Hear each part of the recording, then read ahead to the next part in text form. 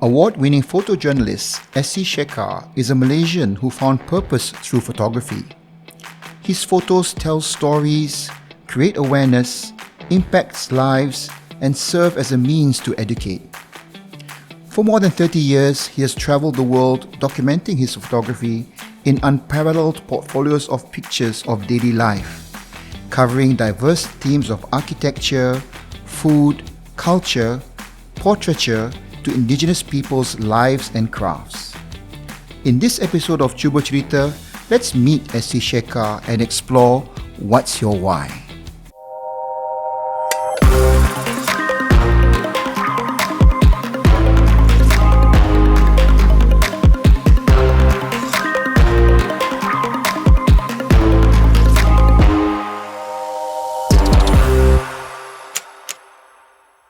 Assalamualaikum and a very good afternoon, everyone. It's so good to be back again for another episode of Cuba Cerita. And of course, our theme is still What's Your Why? Now, we really have been trying to get people from other walks of life and career, and we're so happy that again today we've got a special guest.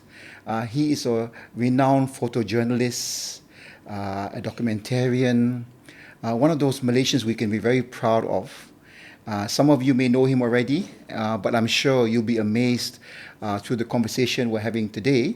What are the insights we can learn about this person? And of course, it's all about how does one find purpose in their life and their careers. So please join me in welcoming Mr. Asli Shekar. Hi, thank you for having me. How are you doing? Shekar, thank you so much. And thank you so much for hosting us at your lovely home in PJ. Thank you. Thank you. It's so beautiful, and you're most welcome. Yeah. We really take pleasure actually because coming into an environment where where you are comfortable in is most easy for us, especially when we try to host this podcast. So thank you again. So, as you know, this is already our second season, and we really are diving deep into how people find purpose in their life and their career. And I was so amazed when I first got to know you, Shekar, because there's so much about you that I read up, and of course, your work is really beautiful and amazing. So I'm going to take you through a conversation today around, of course, getting to know you better as a person, and then there may be pinpoints in your life where you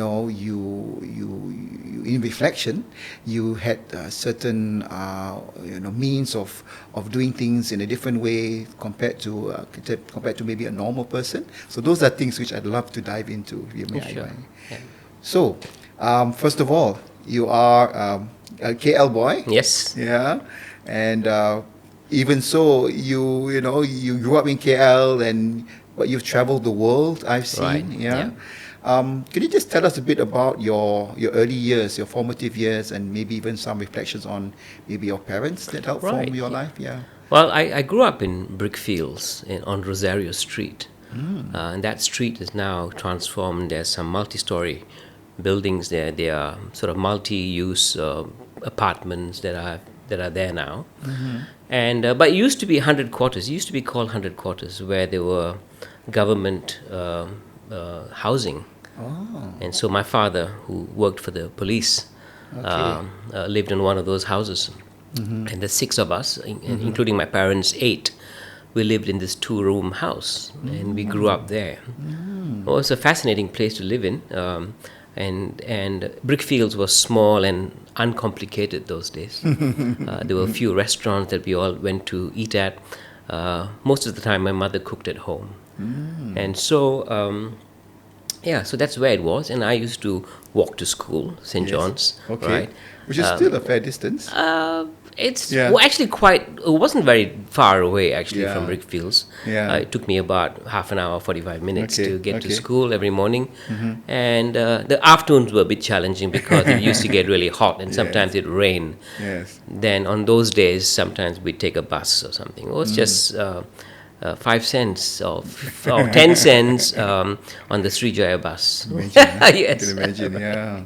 And so we get off at the AIA building and walk up.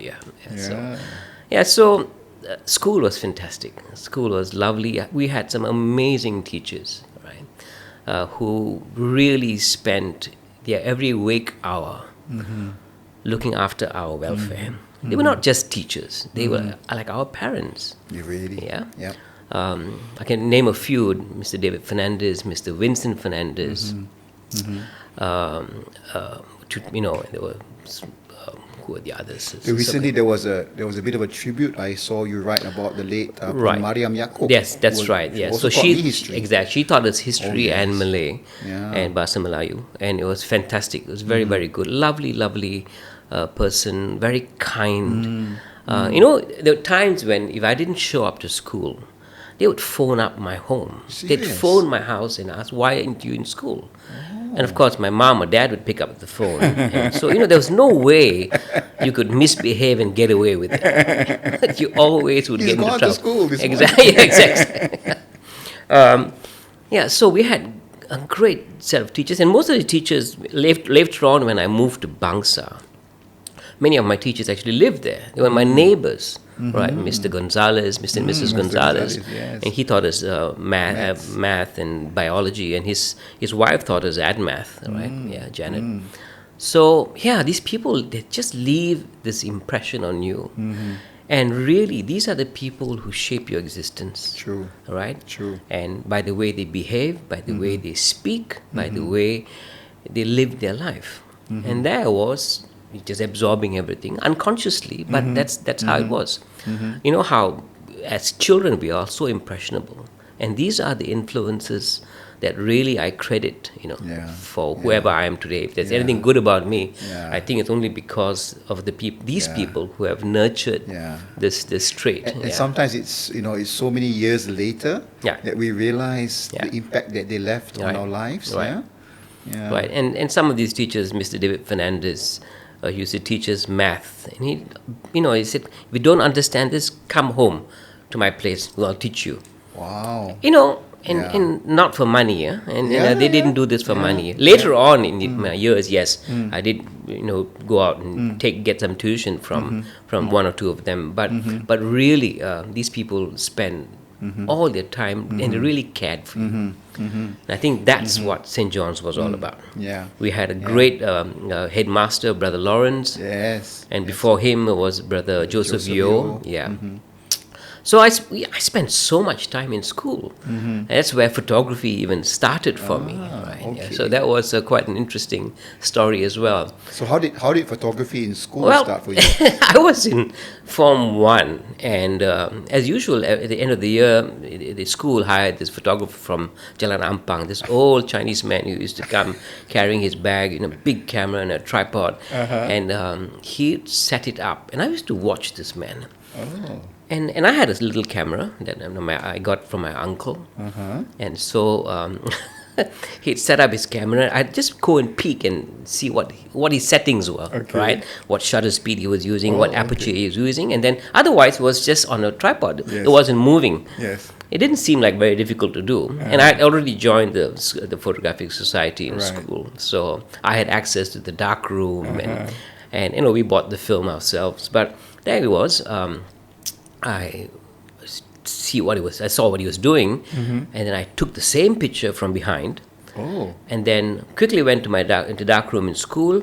I made a print, and then the next morning, during assembly, I went up to see Brother Lawrence after assembly, and I said, "Brother, I have a proposition for you." I'm listening. So I said, "Brother, I can do this for the school, free of charge." Oh, really? Yeah, I just let me sell it to the students. Oh, That was my first foray into entrepreneurship. So this And Brother Lawrence said, "Yeah, sure." this photographer, he turns up the next day and he's No, but next year he didn't. He next wasn't year. there anymore because I was taking all the pictures. wow. Okay. So I started doing that, and then of course there was Sports Day, and I was photographing Sports Day, and I was actually making quite a bit of money in So school. were you like the actual school photographer then? Yeah, so I was doing work for the Garuda Mas magazine, and at that time, the editor of the magazine was Devin Arul. David Arul, yes, I remember. So Wow. brilliant writer, brilliant guy, Yes. and we eventually started to work together when I worked for the newspapers in the Star. So David retired a few years ago, but a brilliant guy. So anyway, there he was. So what I read also about you was upon leaving school, you went and you read law. Yeah, right. Yeah. Graduated as a lawyer. Well, I graduated, yes, but I never practiced. Oh, you never practiced law? No. Yeah, so basically, I happened? wasn't interested in doing any of this. All right? I wasn't interested in law. It was something that you did because it was a measure of who Success. you. Yeah, exactly. Yeah. So that's how it was, and I let it go, and I wasn't interested really. And so I became. I thought I'd join a newspaper, so I joined the newspaper. I joined the Star. In fact, I tried to join the Straits Times first, but then I didn't get in. They didn't let me. They didn't let me in. So I joined the Star. So this is, again, with a law degree.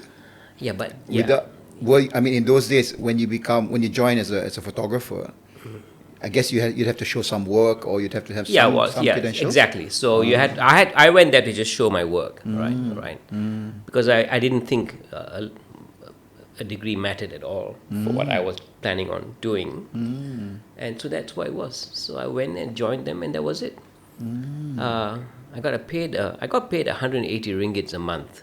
Really? Yeah, 180 ringgits a month, $20 cola, cost of living allowance. Cost of living allowance. So it becomes 200? Oh my god. And I think there was $20 transport allowance. Or Okay, something. so just by way of measure, Yeah. what would the graduates have been earning, or your friends in those days comparably? Not a lot. Not a lot Maybe too, about right? $600-700. Okay. When you first Okay. graduate, it wasn't Yeah. really, But Those still, days. but Just to give their a salaries measure. went up exponentially.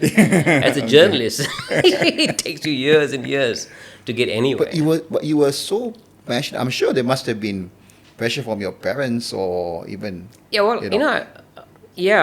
I just wanted to do this. All right, I was very hard-headed, and very stubborn. Were your parents always the type who would, allow yourselves to really just explore yourselves rather than I think pursue being a certain the career? sixth of Okay. 6 siblings. So you're the youngest. Yeah, I'm the youngest. I thought I was given a bit more freedom to Okay. sort of do what I wanted to Okay. do. Okay. The others before me had to toe the line. So all so of them for me, led the normal. I mean, Right. with all due respect, Yeah. the normal line of exactly. professional careers. Yeah. And they all did very well. I have a brother in the US, another brother used to teach, and they all very well and qualified. But my father was a disciplinarian, and he was in the police force, and he worked very hard, 2 jobs sometimes, to just put food on the table. It was not easy, right?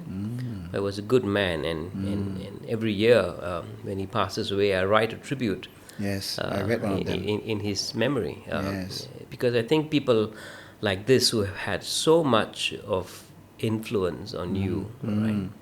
That you look up to, they're your heroes. You look up to them, and they are there, and you still remember everything that they've done for you. Right?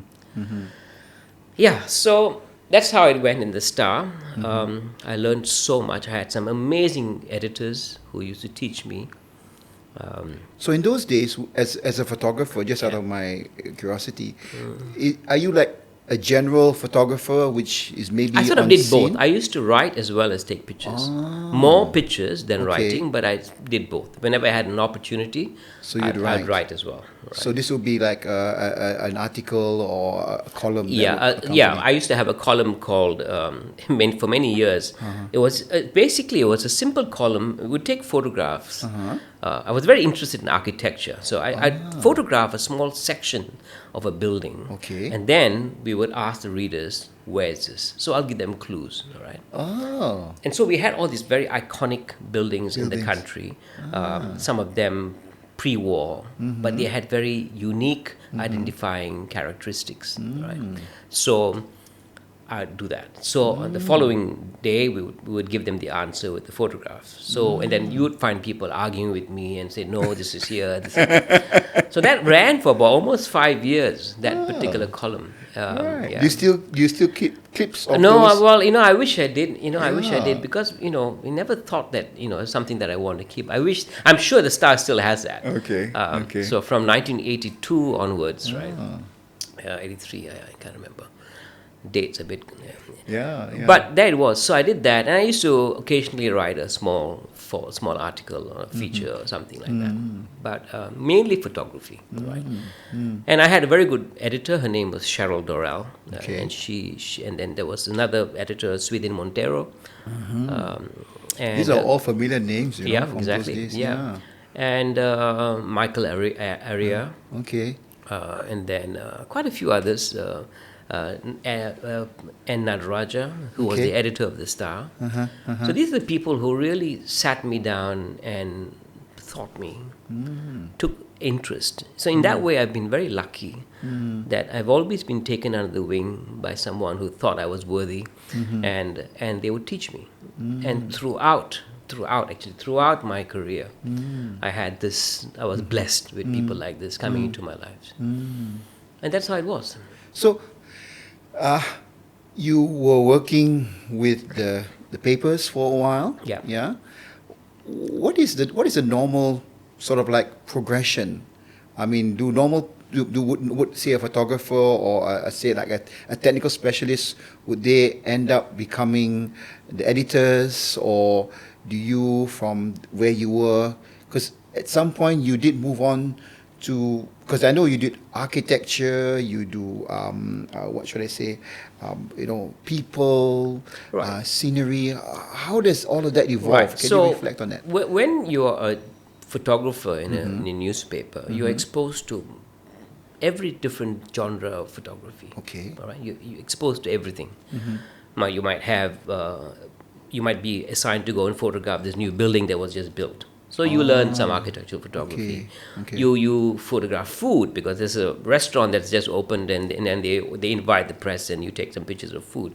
So there are different things that you're doing. You're always constantly exposed to different facets of photography. And that's how it was. So I found that over the years, I gravitated towards food photography because I love to eat, and there was architectural photography, which Okay. I really liked, form, that sort of thing. Okay. And that's how it started for me. But before things could move on and everything was good, the Star shut down. We were closed down during Operasi Lalang. Oh yes. They shut us down. We had no work. We had, we were yes. terrified. Okay. Mahathir did that. Yes. Yes. So anyway, that's what happened. Operasi Lalang. Yeah. Wow, that brings back memories too. Yeah. So for 6 months we had nowhere to go. And So we you're not had- even like a freelance photographer. You're actually tied down to a Yeah, exactly. particular. And newspaper. it was during the financial crisis in 1980, Yeah. 86, 87, Yes. that side. Yep. And then 10 years again, 10 years later, it happened again, 98. 98, Right? yeah. So it was very difficult, very difficult. Many journalists at the Star at that time were couples who worked in the same newspaper and were both out of a job. They had car loans to pay and housing loans to pay and children to feed, and it was difficult. So the first 3 months, I think the Star still paid us, and after that they couldn't. They paid us a small amount, but then by which time it was not. It was, we all thought that was it. There was no way we're going to be able to come out of this, and so many people left. Right, so many people left, and so did I. So I went to different parts. I started to work. I did some work in Hong Kong, and then some work in the Philippines, and then finally I did some work in the U.S. And when you say, Hong Kong, Philippines, US, in those days, Newspapers, did you news have to- agencies. still news agencies still. Yeah, Okay, news so- agencies mainly okay. because it was difficult. It was very Yeah. difficult. Yeah, and just out of and interest, freelance. Yeah. how do you, as a Malaysian, and again, reflecting on those days, how do you distinguish yourself, say, from the locals in those countries? It's very tough. Yeah, I it's can very tough. You imagine. just have to be very resilient. You have to be very tenacious. You have to really go out and try very hard to do what you know how to do.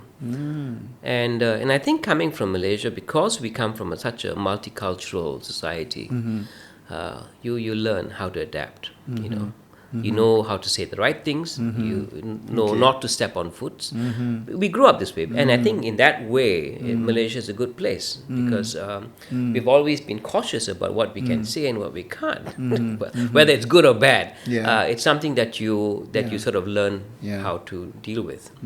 So you go and you live in a different country, and those experiences come in very useful, and you try and do that.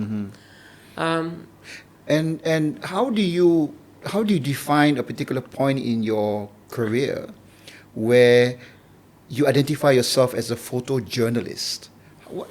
What actually categorically do you reflect on as I'm now a photojournalist?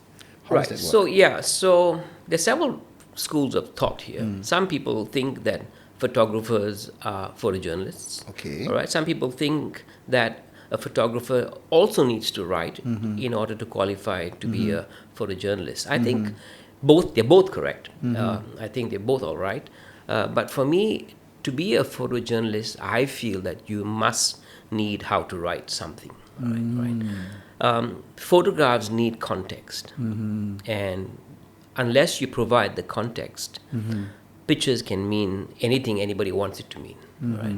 And I think that's important. So lots of photographers don't do very well because they don't write. Right. And I think that's important. Photographers must learn how to write and express themselves. Right. Which is actually because from what I've seen of your work and what I've read about even you expressing yourself, it's all about an emotion. Right. There's always a message behind what you capture.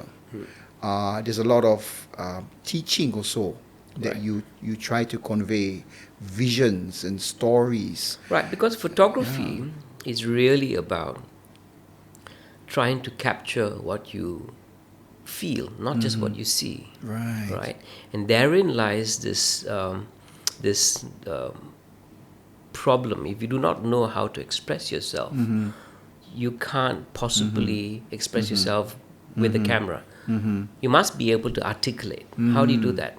By writing, you learn how to articulate. And then you're able to organize your thoughts and then try to visually capture what it is you feel. And that's the difficult part about photography.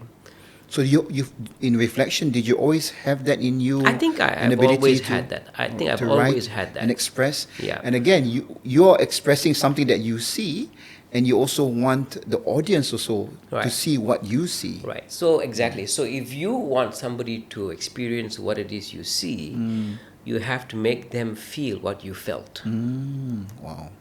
That's the difficult part about photography. Yeah. And over the years, I know you've had so many exhibitions and publications. And of course, maybe to a layman like me, when I see the type of photographs of beautiful scenery and nature and people, is there like, how do I say it? A certain level in your community where you ascend to? Is there like a certain? I mean, for one of a better example, is National Geographic, for example, is that A benchmark? a benchmark for photographers? I think it used to be. I think the National Geographic magazine has always inspired me. All right, it's always been a benchmark. All right, you always look at that. Until I started working for some of these photographers who you were with the National Geographic. Then I found out that it's not such a big deal. Okay. Because a National Geographic photographer would take on an assignment and they would take 5,000 pictures of the same subject. Oh, wow. And tell me, even if I gave you a camera and you could take 5,000 pictures of the same, photos. you'll get one right. Or you get one that would be to your Yeah, liking. exactly right. So it's a numbers game, right? If I gave you the same equipment and I told you that you can go out and do this and just keep shooting, I'm sure you'll get one right. Yeah. Right? Well, since you touch on that, something that came up when I first met you, because I asked the question, how do you, as a photographer, you know, excuse my language, come up with the right set of parameters to take that unique photograph? And you told me that actually it's just something that naturally comes to you. Can you tell me a bit more? Right. Well, I think we all have a certain creative uh, instinct. We all have it. You have it, I have it, we all have it.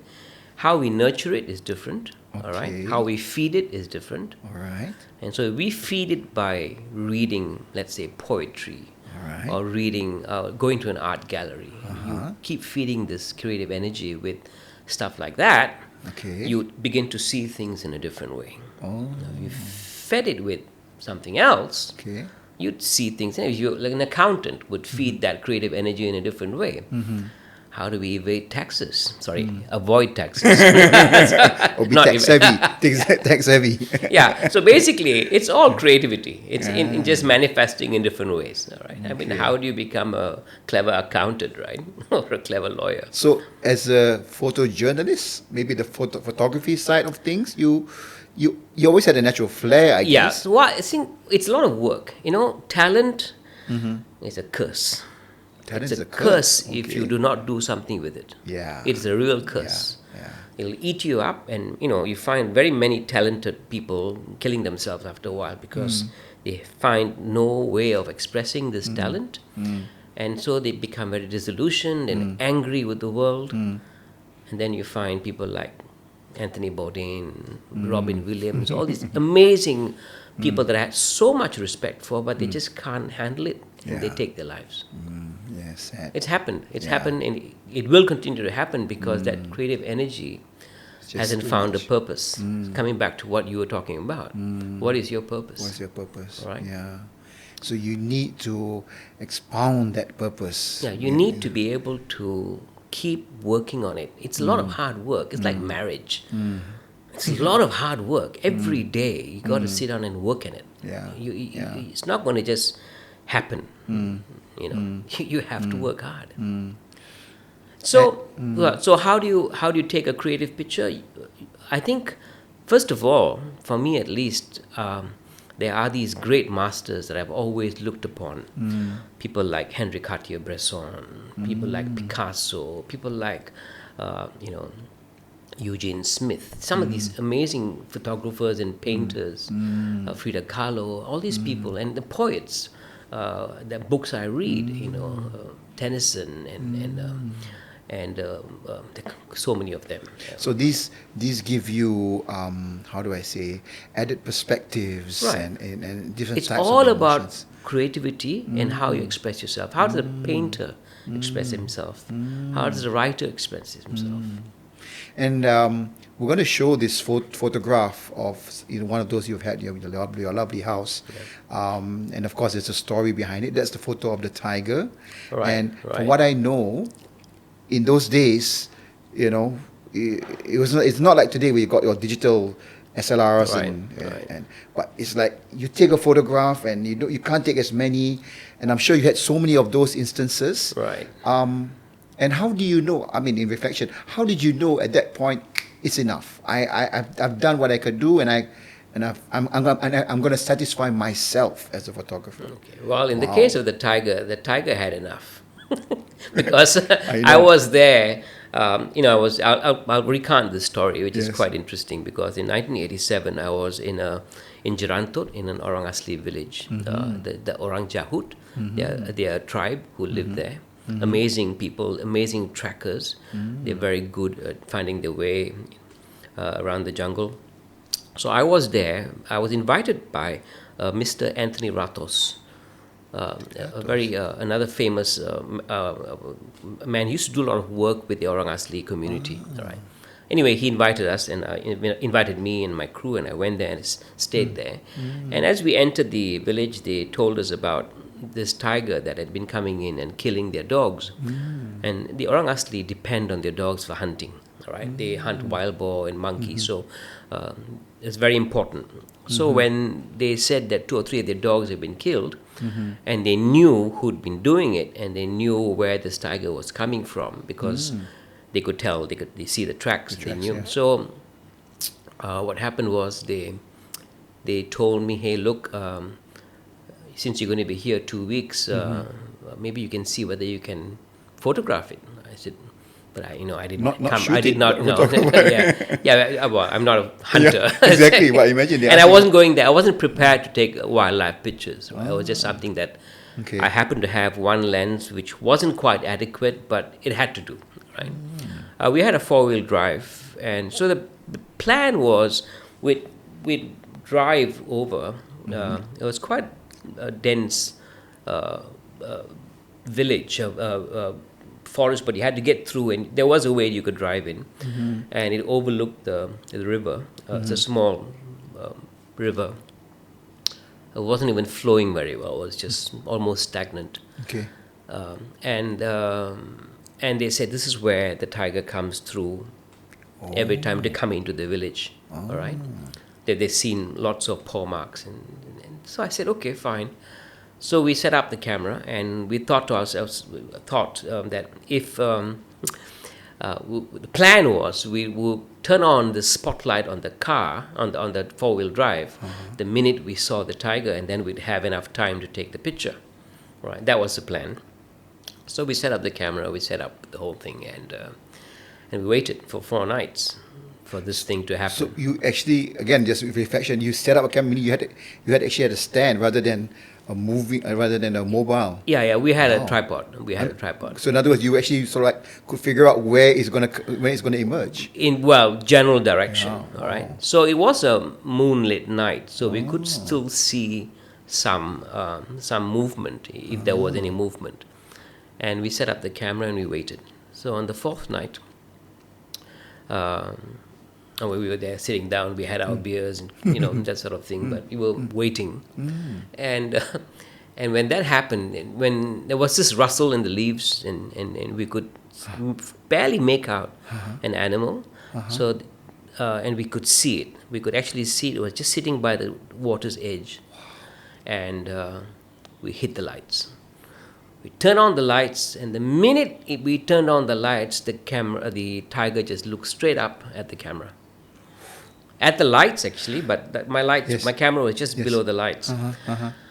And that's it. And there was that one shot, and within, I think it was lasted less than a second, 2 seconds. You must And be quite terrified too. Oh my God, because I later realized that tigers could swim quite and this well. was like how far away? It was about maybe 150 feet. 150 feet only. Yeah. Wow. And there's a body of water in front, but Yeah. you think that dogs. and you it's startled not it. yeah, exactly. So, fortunately for us, it just turned around and went back, right? And that was it. I had never seen a tiger in the wild ever again. But here I am. I have this photograph that I've just taken. Okay, all which right? you're gonna And show. Yeah. Yeah. And by the time we get back to KL and have it processed, it was 2 weeks. Okay.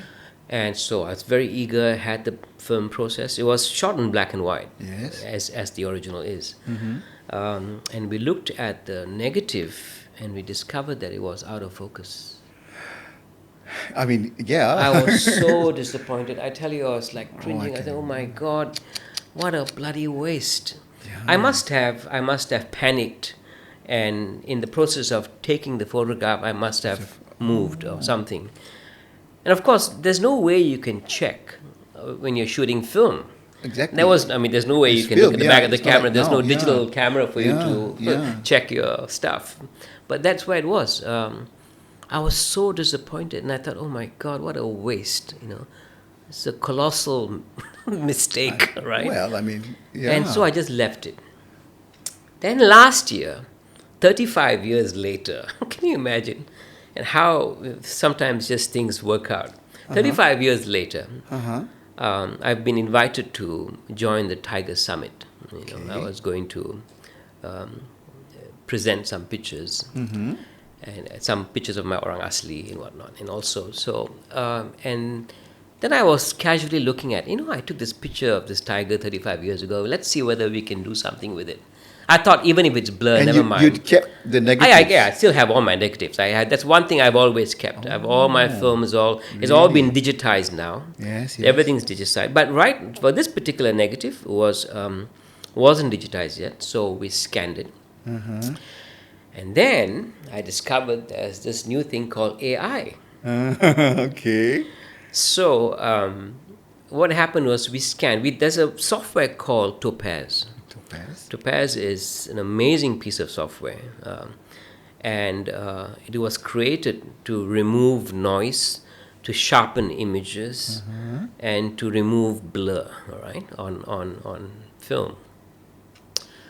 So I scanned it, and to my amazement, the picture came out like it was shot yesterday. So that's the one we can see on your wall exactly. now. All right. Wow. So that was it. It was amazing. Oh my God. So that photo was just the one single shot. There was one single shot. It's There was no other amazing. pictures. I mean, in those days, we didn't have motor drives. Exactly.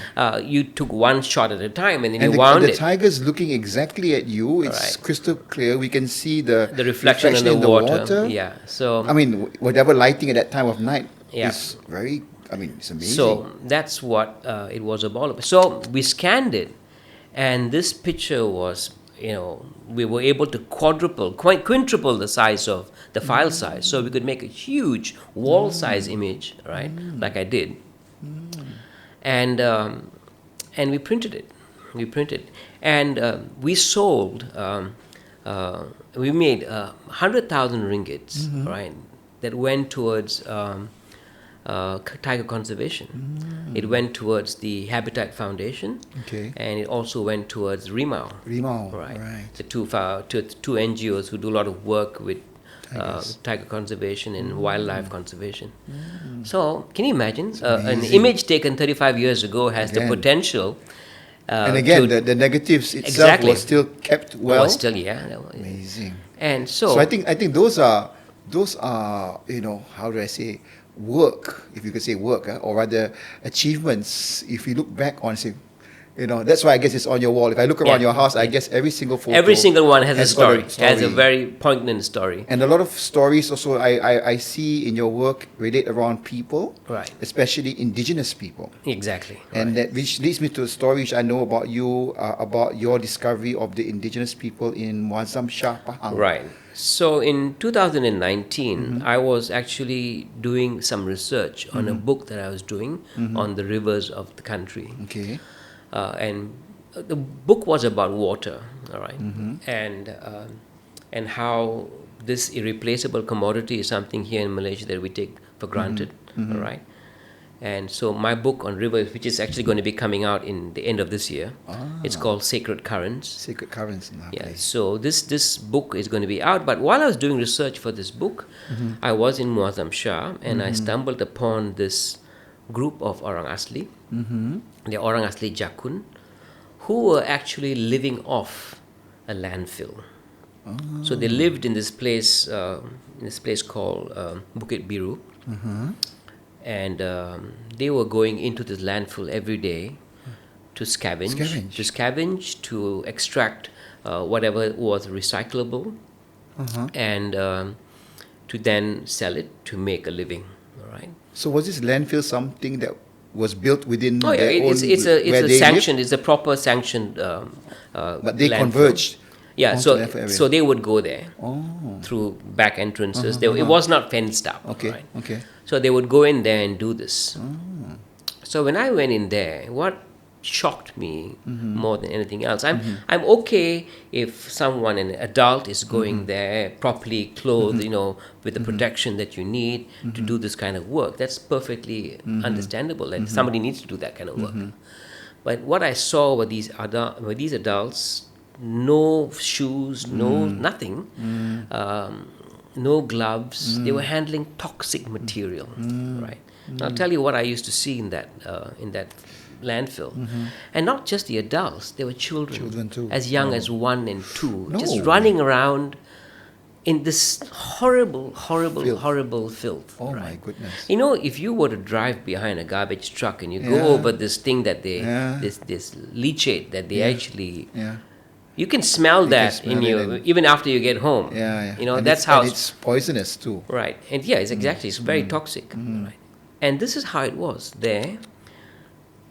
And I thought to myself, oh my God, this is. I've seen this happen in Bangladesh. I've seen this happen in Yeah. Pakistan. Yeah. But in In Malaysia. Indonesia, I never thought I'd see this happen in this And you country. discovered this by chance. Yeah, by chance, completely by chance. So I thought to myself, you know, I have to do something about this, right? You're a journalist, you got to do something about this. And so, instead of immediately going to the authorities, because what they would have done, they would have shut the place down, and no one would have had any recourse, nothing would have happened, and they would have just remained as they were. So I decided to spend a year there. Really?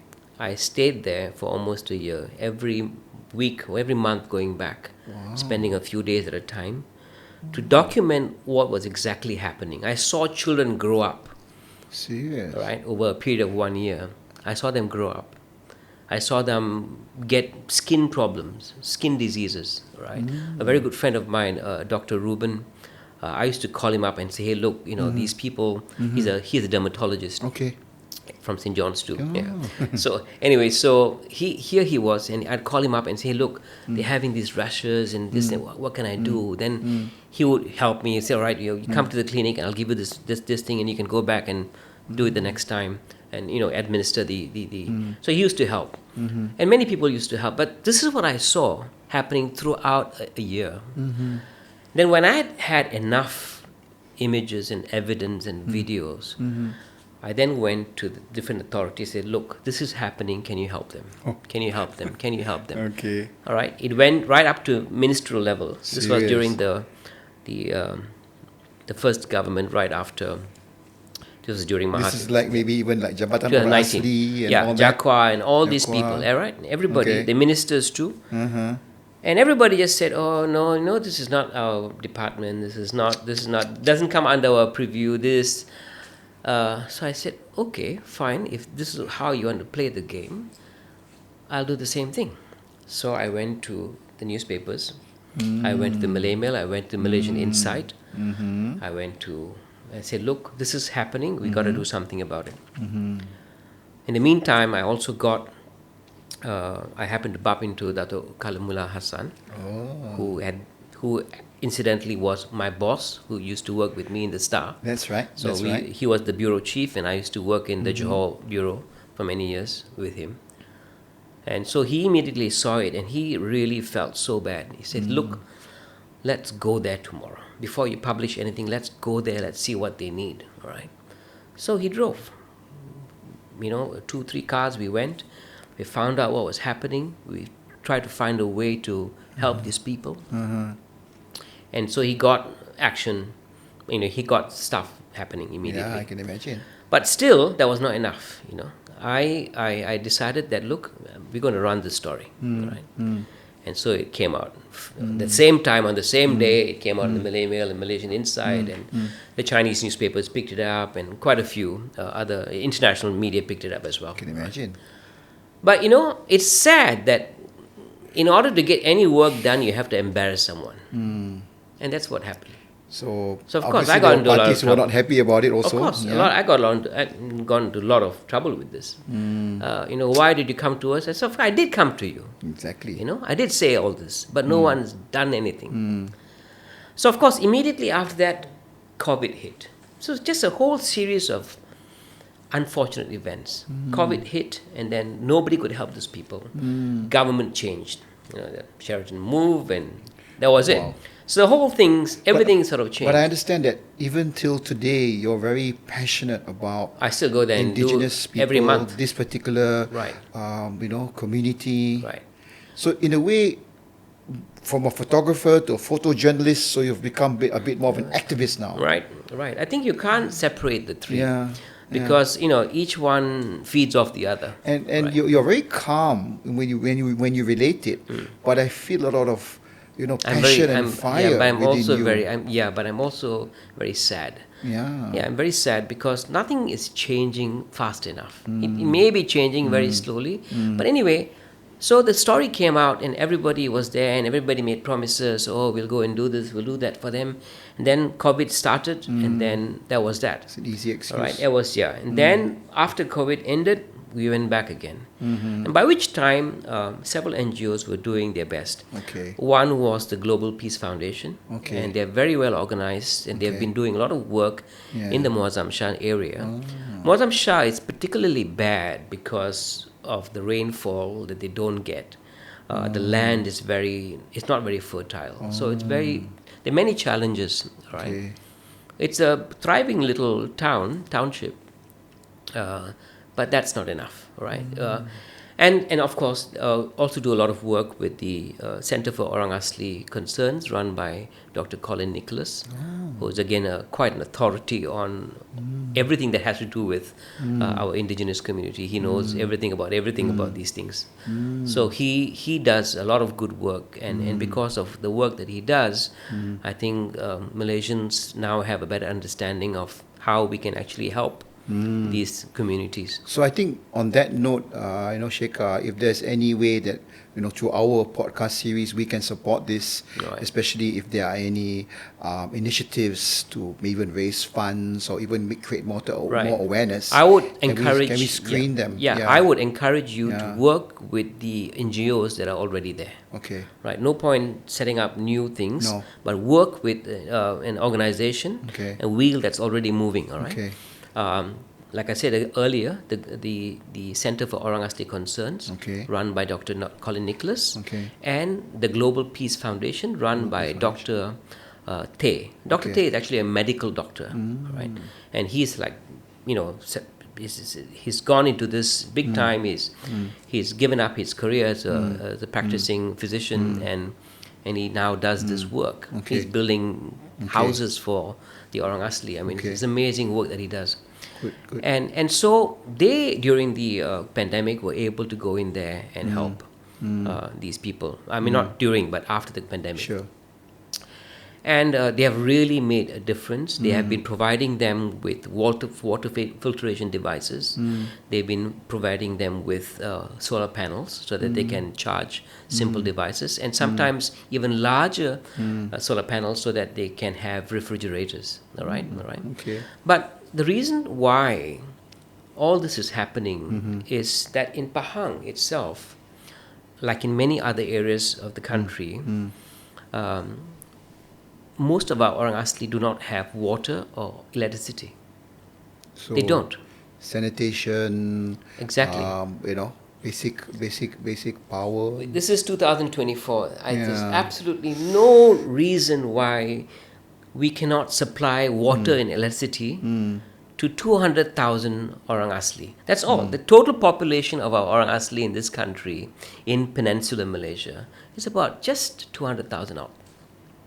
Why is it we are unable to help these people? They don't make a big vote bank for one, so probably why. That's why. No one really cares. They don't make a difference. And again, it's also driven by awareness. Exactly. I mean, 200,000 to me does sound like a large number still.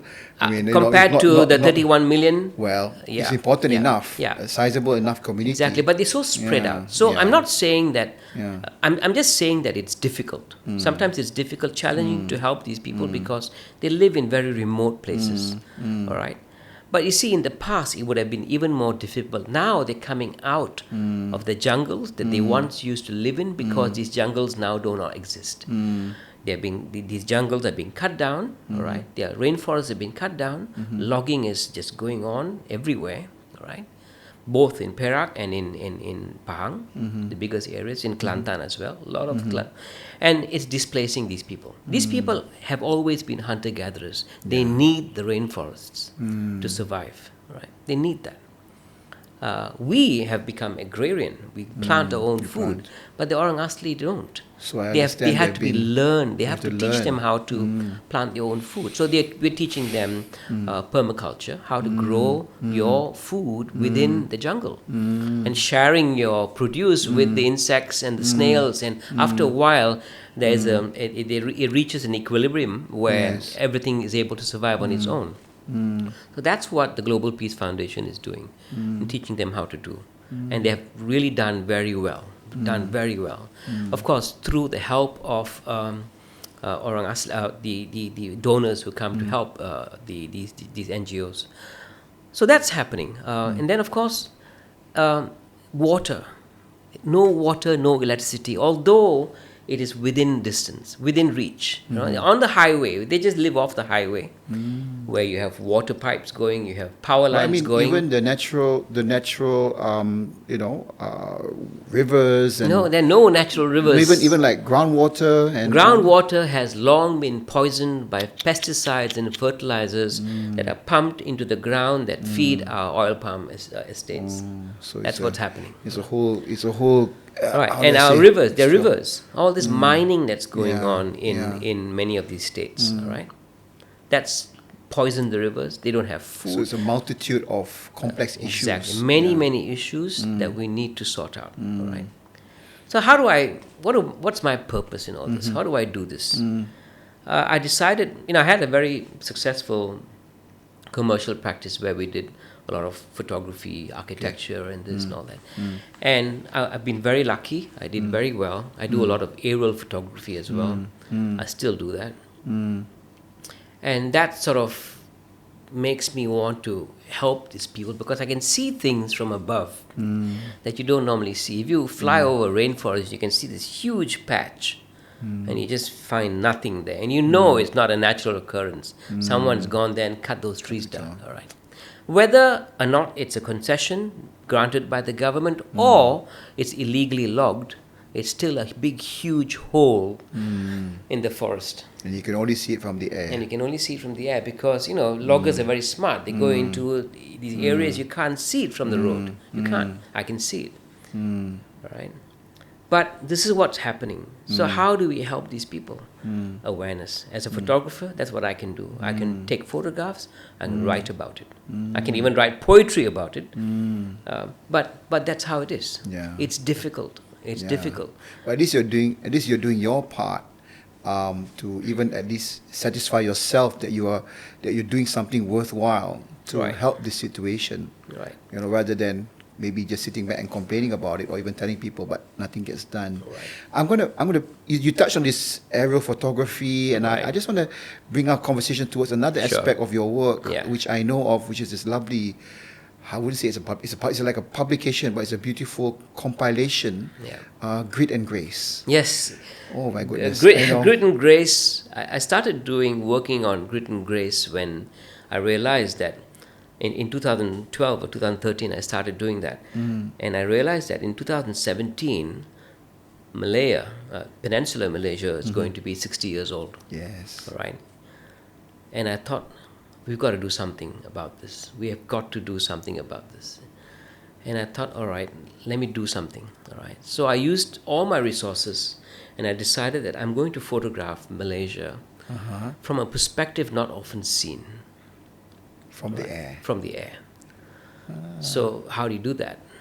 It's one thing to shoot from a drone because a lot of people ask me, you could do this with a drone, right? You can't. You just cannot possibly do that. Not the way that you've produced it. Yeah, because a drone can only go to a certain height, and then of course the resolution, and then there's only certain distance you can fly from the operator. So there are lots of restrictions and very difficult. If you're doing a small area, you possibly can.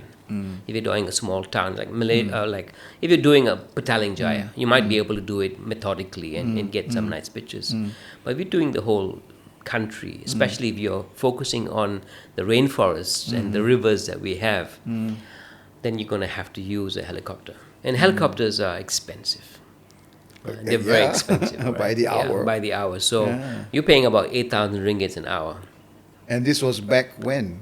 when you started? Yeah, in 2012. 2012. Yeah, right. So even in 2012, drones also were not as Were not developed as anyway. good. Yeah, they're not as good. So when I started doing this, I thought to myself, look, I'm going. This is my gift to the country. Wow. All right, this is my gift. So it was a huge project. I didn't know how I was going to afford it, but Yeah. I was fortunate. We had a good practice, and we made some money, and so I decided to put aside this money to do this. All right. So this was an entirely self-funded Yeah, initiative. yeah. Even I don't know how it works, but even getting permission to fly over certain areas. Yeah, it was a lot of work. A lot of work. Plenty you're of not, work. You're not the helicopter pilot, right? I'm not. Yeah, so we had You have to. to hire The pilots people. wouldn't fly if they don't have the right documentation. Exactly. Yeah, so you need to get all these permits. And so unless I had those, you couldn't fly. All right. So it was a lot of groundwork, a lot of paperwork that needed to be done. And then finally I started. I started doing it. And I started with Langkawi. Actually, a client of mine, the Four Seasons Hotel, they were wanting to do some work photographing the island as part of their own exercise to promote the destination, Langkawi. So I was hired to do that photography for them. So I was on a helicopter and I started working on Langkawi first. And then I began to realize that Langkawi is an amazing place. Yes, it is. I'll tell you why it's amazing. It's the birthplace of Southeast Asia. Yeah. Okay. All right. You know why? The first landmass to rise from the sea, Okay. 550 million years Yes. ago, were the islands in the Andaman Sea. Yes. It is the oldest landmass during the Geologically, the Cambrian period. It's 550 million years old. On the other hand, if you look at the Himalayas, it's only 55 million years old. So you can see Amazing. how old this land is. And I thought to myself, at that moment, I said, okay, this is where I'm going to start because this is where it all began. And so that's what happened. And you've covered all the states, Including Sabah and Sarawak. including Sabah and Sarawak. It was not just aerophotography in Grit and Grace. You have No. lovely photos of people. Right, and- so that's quite interesting because many of the people I photographed in this book aren't accessible by road. You'd have to be dropped off. So a helicopter would drop me off and say, come back, pick me up in a week's time.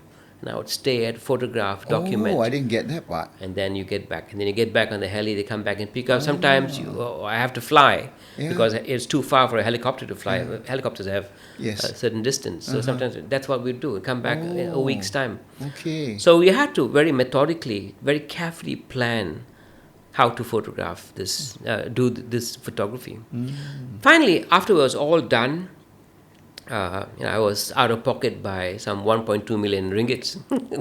That's what it cost me. I can imagine. All right. And over how long a period was this? Over a period of couple 4 of or 5 years. 4 or Right? 5 years, yeah. It took that long to do it. I can all right? imagine. Yeah. And of course, and then fortunately for me, I went around to a few people with money, banks, and I of course went to Maybank. Maybank had bought. So what they did was I didn't want cash. I said to just look, I'm producing this book.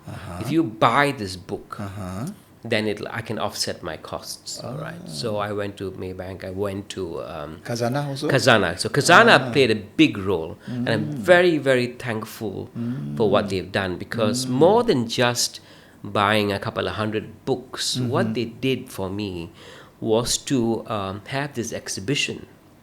They funded this exhibition that went around the whole country, including Sabah and Sarawak. It's a huge exhibition of some 50 photographs that traveled the entire country.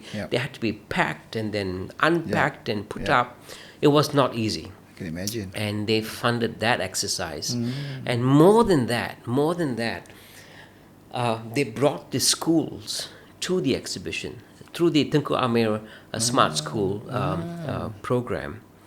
They brought schools from rural Malaysia, from the cities, from KL, from Johor, international schools, universities. They all came, and I was giving lectures every weekend for a whole year. Yeah. And we were yeah. talking to them. I mean, basically, it was about the environment. Yeah. It's yeah. about water. It was Yeah. about Yeah. what we are losing Yeah. and what we need to try and save. Yeah. And so, how do you inculcate this kind of values? You have to start with children, because children, being the most impressionable, these are the kids that we can help. And once we get that in, then they will grow up, with this knowledge. And of course, when children look at images, they respond to it so quickly. They're not reading; they're just looking at these pictures. Yeah. Everyone, and I had so many emails from schools and teachers saying, "Oh, it was wonderful. Please come and give a talk in our school. We would, put it up." So that was very encouraging. And for me, that's what makes it all worthwhile. Yeah. Right? And again, I gather that a lot of this is not planned up front. No. You really go into it with all your heart and rigor, and it evolves. Yeah, things sometimes have a way of happening. Yeah, it's amazing. Sometimes it doesn't happen, but and most of the time it does. Yeah. But you just have to believe Yeah. that it's already happening. Yeah. yeah. This. My father used to tell me this. Okay. He says, if you want to have a nice car in your driveway, you have to start beginning to imagine that the car is already there. Ah, okay. Yeah, simple true. thing. You're just No? about having Yeah. this positive Yeah. thought, yeah. right? Yeah. Yeah, and And thought. at the end of the day, it's very, very, very, very possible versus being impossible, right? Yeah, exactly. So I mean I'm listening to you and I'm amazed, Shekar, because how you just go ahead and do it. Right. You know? I'll tell you something else. I remember the first time I got into a plane to photograph was completely was quite quite interesting, because there was somebody who needed to have some photography done. One of the photographers who was supposed to do the aerial photography couldn't go, and they needed these pictures very urgently, and so they were sending feelers out, who can do this. So I put my hand up and I said, look, I haven't done this, but I can do it for you. Yeah. It doesn't seem like rocket science. Okay. But, and you can pay me if you like the pictures. Serious. So I went up there and they said, okay, no pictures, no nice pictures. If we don't like the pictures, we won't pay This you. was back in the day, lah. Yeah, back in Okay. the 80s. Okay. Then I thought to myself, look, what's the worst that can happen? I take some crappy pictures, I don't get paid, so what? At least I've been up on a helicopter, all right? And the best thing that can happen is I would have an amazing portfolio of pictures. Yes. I'd have a new client, Yes. and I would start But the a thing whole is- new genre of photography. But they entrusted you to do that. Yeah, I think they were so desperate. They needed someone. So they'd seen Yeah. my other work. Yeah. I'd photographed from Yeah. buildings and Yeah. that sort of thing. But Yeah. aircraft was complete. It was not a helicopter. It's a plane. So it's Okay. very different. Okay. And that was my first foray into aerial photography. And they loved the pictures. Okay. And that's how it started. So again, Yeah. how do you push the envelope? Yeah. How do you make it happen? Yeah. All right. I've got maybe two questions I want Sure. to ask you. Sure. The first question is, how do you deal with your thoughts if there is a hint of doubt that you want to do something? If I want to do something and ever have a doubt about a plan, Yeah, but I mean, you know how it is. Some people, they have this purpose, they want to do something, but there's this little devil at the back of their mind which says, Don't it's do too it. difficult, no, it's going to cost too much. All these things which hold them back. How do you deal with that? okay, every time there's a doubt, that's when I really get excited about trying to do it. For me, the challenge is everything. Okay. The challenge is everything. If you tell me it can't be done, that's when I really want to go and try and do it. Because I have to prove it to myself. I have So to it's prove in it. you, Yeah. the drive in you Yeah. to want to I just need to satisfy know. yourself. I need to know for myself that I can't do it. Okay. All right. And most of the time, it can be done. All right. Unless, of course, I have to go to the moon. I can't. But you give it your best effort. right, Exactly. until You you're have to satisfied. try. You have to Yeah. try. Yeah. If you don't try, you'll just never know. you'll never know. Or you regret. So what's worse? What's You're gonna worse? regret later Exactly on. that you didn't do it. Yeah. And that's something that I think I tell young photographers, just keep trying. Or anyone who And is so in any what? profession. And so Yeah. what? You see, that's the other thing. I'm not afraid of failing. And I'm not afraid of making a mistake. I don't care. So what? So what? You make a mistake, get up and do it again. Yeah. Yeah. So what? Yeah.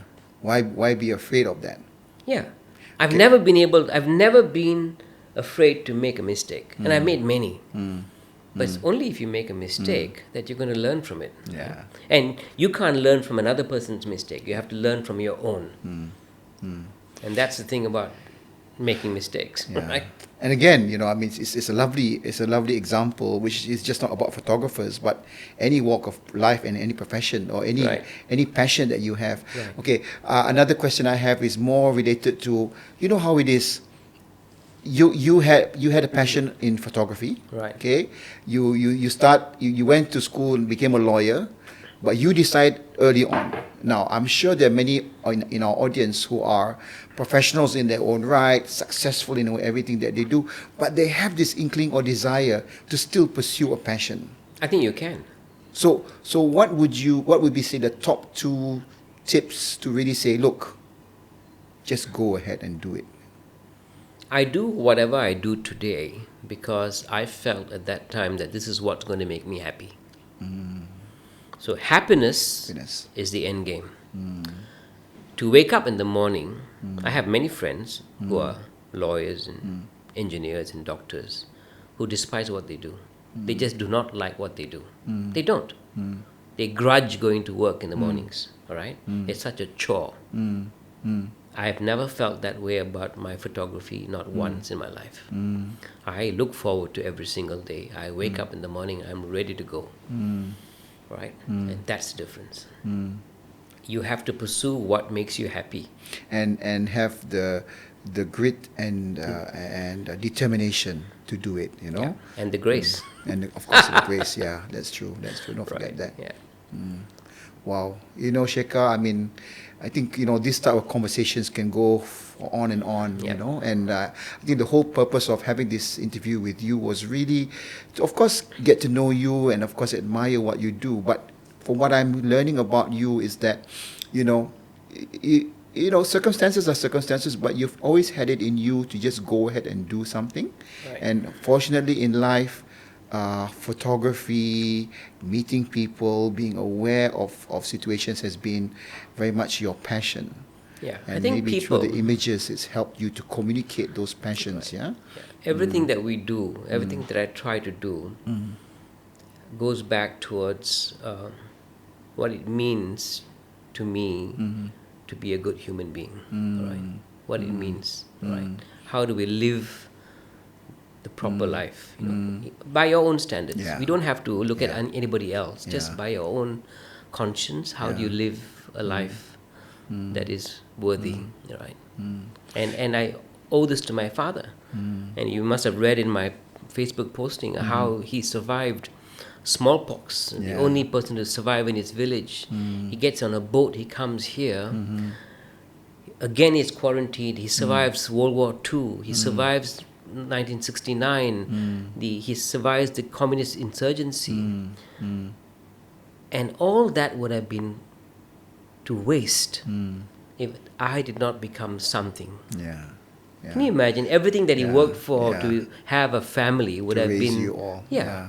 Amazing. So how could I not live a life where I'm worthy of being his son And leave a legacy. Yeah. That's Well, I congratulate you, Shekar, Thank you. and there's still so much energy and fire within you.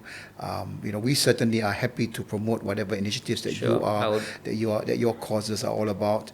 But most importantly, thank you so much once again. Thank you. It's a pleasure. I've only just got to know you very, very recently, but I feel I've known you a lot more longer. It must be the Johannian It must be the Johannian spirit. But please keep in touch, I and will. thank you so much for supporting us on Oh, Chubo thank you, Cerita. thank you. It's If there's very anything much I can alive. do, please let me know. I Thank will you. be happy Thank to you. support And again, channel, you were yeah. actually even introduced by one of our earlier guests, Dr. Shahridan Faiz. Okay, So yeah. Shahridan also is a very Yeah, good he's an friend of amazing mine. person too. Amazing Yeah, person, amazing right. stories too. Yeah, Okay. fantastic. All right. Thank you so much. All right. Has it been Thank an you. hour? It's been, yeah. God. Well, I mean, thank you once again, everyone, for joining us on this episode of Cuba Cerita. I hope you really can feel the energy and fire that we felt in this room as we interviewing Shekar. Please take note of what we learned from this, and hopefully it inspires you to also pursue your own passions. And we wish you all the best in whatever you do. Till we see you again, keep on subscribing to Cuba Cerita. Please support us, and we look forward to seeing you in our next episode. Till we meet again, Assalamualaikum. Have a good day, have a good week ahead. Bye now.